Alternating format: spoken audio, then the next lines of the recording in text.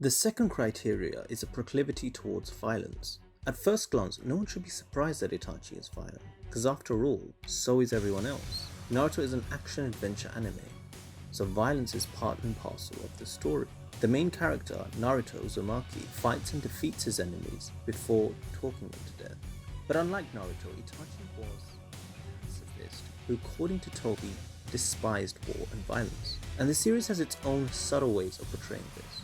Firstly, Itachi is perceived to be a nice guy. As a child, he is depicted as kind and compassionate. And even when he's disguised as a villain, Itachi remains courteous and soft-spoken, especially to his fellow colleagues. But this pacifism even goes beyond his personality and character. It's even present in his conflicts. Itachi often avoided physical confrontations where possible, preferring to flee from unnecessary fights or end them as soon as possible. But even when he fought, he technically didn't, as he employed illusions and deployed shadow clones in battle. His mastery of Genjutsu, the ninja school of illusions, plays into the idea that Itachi didn't like violence, as he preferred to inflict mental rather than physical damage, and from a distance. But it can be argued that Itachi exclusively possessed the most powerful Genjutsu in the series, one which inflicted fatal damage, his ace, Tsukuyomi. Tsukuyomi was a time warp that allowed him to control his opponent's perception of time and space. Unlike normal Genjutsu, this one inflicted serious psychological damage that could debilitate and even kill. Its time control nature made it even more lethal, as it allowed him to torture his opponents for seemingly years in a dream world, when only seconds passed by in reality. The other thing to consider is this. Though the previously mentioned villains Hidan and Orochimaru murdered strangers and underlings, Itachi went one step further and much worse, because he ended up murdering his family. However, this is often overlooked and justified as inevitable and necessary. Itachi apologists argue that it was vital for Itachi to take preemptive action to prevent the destabilization of the village and country at large. If civil war had broken out in Konoha, the neighboring countries would take advantage of the chaos and risk triggering another great ninja war. It's easy to chalk up the Uchiha downfall to a naive young boy who was pushed into a corner by desperate village elders who were running out of options. But the reality paints a slightly different picture. Most of us recall the infamous meeting between Itachi and Danzo, where Danzo takes Itachi to one side and offers him an ultimatum. But we're too quick to forget the few minutes prior to that meeting, specifically the emergency summit called by the third Hokage to discuss solutions to the coup. Among those in attendance were the village elders and Itachi Uchiha.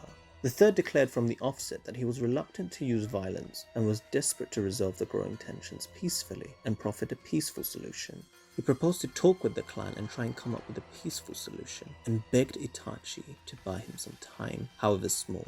Itachi complied, but immediately afterwards, Itachi is seen brokering a devil's pact with the third's rival, Danzo. Danzo warns Itachi that if he takes his father and family's side and goes ahead and stages the coup, then he will be killed along with his family. But should he remain loyal to Konoha and assassinate the clan, he'd spare the lives of him and his brother. Itachi reluctantly picks the second option, choosing himself and his little brother over his clan. But bear in mind, Itachi knew what sort of man Danzo was, as only a few days ago Danzo had sabotaged the plan of the third Hokage and Itachi's best friend, Shisui. He lured Shisui into a trap and attacked him in broad daylight and robbed his eye, an event which would eventually lead to his best friend committing suicide. But despite all that, Itachi ignores all that and agrees to help Danzo, despite the fact he had plenty of other options to choose from. Firstly, he could have honored his word and stuck with the third's plan. He could have waited to see if talks progressed with the Uchiha before resorting to violence, as no one was better placed to resolve this issue than the third Hokage. He had a reputation of being a fair and honest man who treated all his villagers like family, including the Uchiha. Even if the Uchiha still felt aggrieved, a peace settlement would be in their best interest too. Though they might not have completely resolved their problems, an amnesty would have at least prevented a civil war, which may have spilled into a great conflict. Secondly, there was still Shisui's eye. Moments before Shisui committed suicide, he entrusted his remaining eye with Itachi. The eye contained a special jutsu called Koto Matsugami, a technique which allowed, and as demonstrated by Itachi in the time skip, the user to control the mind of the target. Itachi could have followed through with Shisui's plan and manipulated Fugaku to call off the coup. And this would have been an ideal solution for 3 reasons. Firstly, no one would have known Fugaku was being manipulated, as there was no possible way of telling that the jutsu was being used. Secondly, no one knew that Itachi possessed Shisui's eye, as he handed him the eye in secret. And thirdly, as unlikely as it may have been, it was worthwhile, as it was after all the peaceful solution. If that looked too improbable, then Itachi could have simply helped with the third's efforts. Could you think of a better person to bring both parties to the table than Itachi? He was the son and heir of the leader of the coup, a well-loved and respected prodigy who was seen as a shining future of the Uchiha clan, and served under the direct arm of the third Hokage. He also won favour of the Konoha elders, who said that Itachi reminded them of Kagami Uchiha, their former friend and team member. Anyone could have helped resolve these tensions. It would have been Itachi, a person who was loved and admired by both parties. Who might care to remind me that Itachi, though he was a ninja, was also a child, the tender age of 14.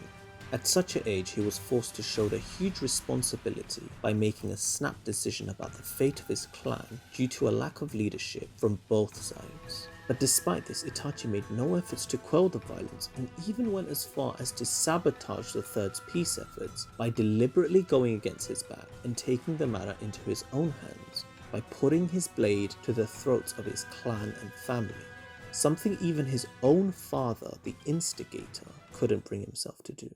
When he was confronted by his son, Fugaku simply refused to fight him. Then he and his wife quietly accepted their fate and allowed themselves to be executed.